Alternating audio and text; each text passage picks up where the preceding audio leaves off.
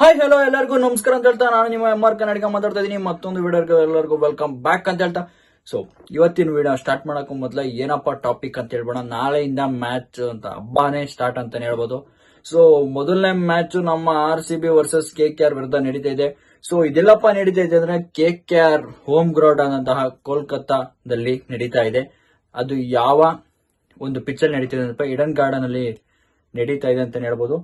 So ಅದಕ್ಕೂ ಮೊದಲು ನಮ್ಮ RCB ಪ್ಲೇಯಿಂಗ್ 11 ಯಾವ ರೀತಿ ಇರುತ್ತೆ ಅಂತ ತಿಳ್ಕೊಂಡ್ ಬರೋಣ.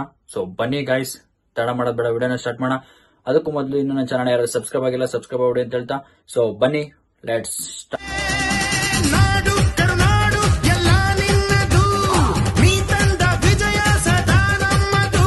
ಗುರು, ಈ ಸಲ ಅಂತೂ ನಮ್ಮ RCB ಮ್ಯಾನೇಜ್ಮೆಂಟ್ ಎಲ್ಲಾ ಪ್ಲೇಯರ್ಸ್ ಗಳನ್ನು ರಿಲೀಸ್ ಮಾಡಿ ಹೊಸ ಪ್ಲೇಯರ್ಸ್ ಗಳನ್ನ ತಂದಿದ್ದಾರೆ.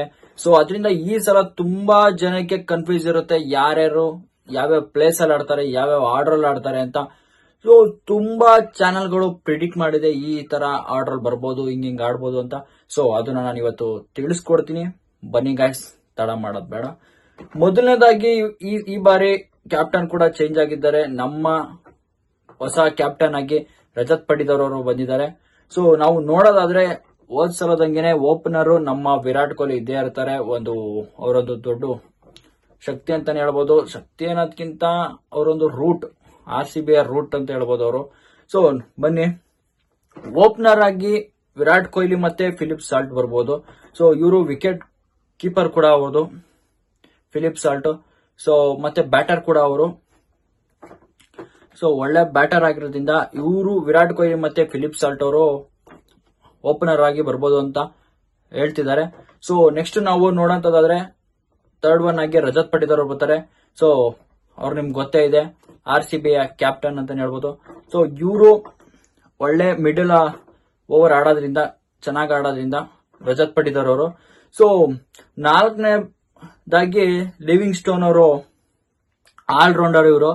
ಸೊ ಅವರು 4th ಪ್ಲೇಸ್ ಅಲ್ಲಿ ಬರ್ಬೋದು ಅಂತ ಹೇಳಿದ್ದಾರೆ. ಸೊ ನೆಕ್ಸ್ಟ್ ನಾವು ನೋಡೋದಾದ್ರೆ 5ನೇ ಪ್ಲೇಸ್ ಅಲ್ಲಿ ಜಿತೇಶ್ ಶರ್ಮಾ, ಇವರು ಕೂಡ ವಿಕೆಟ್ ಕೀಪರ್ ವಿತ್ ಬ್ಯಾಟ್ಸ್ಮನ್, ಇವರು ಎರಡು ಮಾಡ್ತಾರೆ. ಸೊ ಅದರಿಂದ ಇವ್ರನ್ನ 5th ಆರ್ಡರ್ ಅಲ್ಲಿ ಇಟ್ಟಿದ್ದಾರೆ. ಸೊ ನೆಕ್ಸ್ಟ್ ನಾವು ನೋಡೋದಾದ್ರೆ 6th ಪ್ಲೇಸ್ ಅಲ್ಲಿ ಟೀಮ್ ಡೇವಿಡ್ ಅವ್ರನ್ನ ಇಟ್ಟಿದ್ದಾರೆ. ಸೊ ಇವರು ಆಲ್ ರೌಂಡರು, ಬಾಲರು ಪ್ಲಸ್ ಬ್ಯಾಟರು ಕೂಡ. ಸೊ ಅದರಿಂದ ಇವರು 6th ಪ್ಲೇಸ್ ಅಲ್ಲಿ 6th ಆರ್ಡರ್ ಅಲ್ಲಿ ಬರ್ಬೋದು ಅಂತ ಹೇಳ್ತಾ ಇದ್ದಾರೆ. So next 7th Krunal Pandya, ಇವರು ಕೂಡ ಒಳ್ಳೆ ಆಲ್ ರೌಂಡರ್ ಅಂತ ಹೇಳ್ಬೋದು. ಬೌಲಿಂಗ್ ಹೆಚ್ಚು ಮಾಡ್ತಾರೆ, ಬ್ಯಾಟಿಂಗ್ ಕೂಡ ಮ್ಯಾನೇಜ್ ಮಾಡ್ತಾರೆ. ಸೊ ನೆಕ್ಸ್ಟ್ ನಾವು ನೋಡೋದಾದ್ರೆ 8ನೇ ಆರ್ಡರ್ ಯಾರು ಬರ್ತಾರೆ ಅಂದ್ರೆ ಭುವನೇಶ್ವರ್ ಕುಮಾರ್. ಯಾಕಂತಂದ್ರೆ ಇನ್ 7th ಆರ್ಡರ್ ಇಂದ ಎಲ್ಲ ಬೌಲರ್ಸ್ ಗಳೇ ಬರಬೇಕು. ಯಾಕಂತಂದ್ರೆ ಅವರು ಕೂಡ ಪ್ಲೇಯಿಂಗ್ 11 ಅಲ್ಲಿ ಇಂಪಾರ್ಟೆಂಟ್ ಆಗಿರ್ತಾರೆ. ಈ ಕಡೆ ಬ್ಯಾಟರು ಬೌಲರ್ ಯಾವ ರೀತಿ ಮ್ಯಾನೇಜ್ ಮಾಡ್ತಾರೆ ಅಂತ. ಸೊ ಅದನ್ನೆಲ್ಲ ಮಿಕ್ಸ್ ಮಾಡಿ ಪ್ಲೇಯಿಂಗ್ 11 ಆಗೋದು. ಸೊ ಅದರಿಂದ ಈಗ ನಾವು ನೋಡೋಂಥದ್ದಾದ್ರೆ 7th ಆರ್ಡರ್ ಅಲ್ಲಿ ಕೃಣಾಲ್ ಪಾಂಡ್ಯ ಅವರು ಬರ್ತಾರೆ. ಇನ್ನು 8ನೇದಾಗಿ ಭುವನೇಶ್ವರ್ ಕುಮಾರ್ ಬರ್ತಾರೆ, ಅವರು ಕೂಡ ಬೌಲರು. ಸೊ ನೆಕ್ಸ್ಟ್ ನಾವು ನೋಡೋದಾದ್ರೆ ಅಜಲ್ ವುಡ್ ಅವ್ರು ಬರ್ತಾರೆ, ಅವರು ಬೌಲರು. ಇನ್ನು 10th ಪ್ಲೇಸ್ ಅಲ್ಲಿ 10th ಆರ್ಡರ್ ಅಲ್ಲಿ ಯಾರು ಬರ್ತಾರೆ ಅಂತ ಯಶ್ ದಯಾಳ್ ಅವರು ಬರ್ತಾರೆ. ಇನ್ನು 11th ಆರ್ಡರ್ ಅಲ್ಲಿ ಸುಯೇಶ್ ಶರ್ಮಾ ಅವರು ಬರ್ತಾರೆ, ಇವರು ಕೂಡ ಬೌಲರು. ಸೊ ಟೋಟಲ್ ಆಗಿ ನಾವು ನೋಡೋಂಥದ್ದಾದ್ರೆ ಬ್ಯಾಟರ್ಸ್ ಗಳು ಎಷ್ಟು ಜನ ಅಂತ ಅಂದ್ರೆ 4 ಜನ ಬ್ಯಾಟರು, 3 ಜನ ಆಲ್ ರೌಂಡರು, 4 ಜನ ಬೌಲರ್ ಗಳನ್ನ ತಗೊಂಡಿದ್ದಾರೆ. ಸೊ ಟೋಟಲ್ ಆಗಿ 11 ಜನ ಪ್ಲೇಯಿಂಗ್ 11 ಈ ರೀತಿ ಇದೆ ಗೈಸ್. 11 ಆರ್ಡರ್ ಅಲ್ಲಿ ಯಾರ್ಯಾರು ಬರ್ತಾರೆ ಅಂತ ಗೊತ್ತಾಯ್ತಲ್ಲ. ಸೊ ಇದೇ ರೀತಿ ನೆಕ್ಸ್ಟ್ ವಿಡಿಯೋದಲ್ಲಿ KKR ನ ಪ್ಲೇಯಿಂಗ್ 11 ನ ಯಾವ ರೀತಿ ಇದೆ, ಯಾವ ಆರ್ಡರ್ ಅಲ್ಲಿ ಯಾವ್ಯಾವ ಪ್ಲೇಯರ್ಸ್ ಗಳು ಬರ್ತಾರೆ ಅಂತ ನಾನು ನಿಮ್ಗೆ ತಿಳಿಸ್ಕೊಡ್ತೀನಿ. ಸೊ ಅಲ್ಲಿವರೆಗೂ ಇನ್ನೂ ನನ್ನ ಚಾನಲ್ ಯಾರು ಸಬ್ಸ್ಕ್ರೈಬ್ ಆಗಿಲ್ಲ ಸಬ್ಸ್ಕ್ರೈಬ್ ಮಾಡಿ ಅಂತ ಹೇಳ್ತಾ ಮುಂದಿನ ವಿಡಿಯೋಗಾಗಿ ಸೊ ಮತ್ತೆ ಅಲ್ಲಿವರೆಗೂ ಕಾಯ್ತಾ ಇರಿ ಅಂತ ಹೇಳ್ತಾ ಸೊ ಅಲ್ಲಿವರೆಗೂ ಟೇಕ್ ಕೇರ್, ಬಾಯ್ ಬಾಯ್.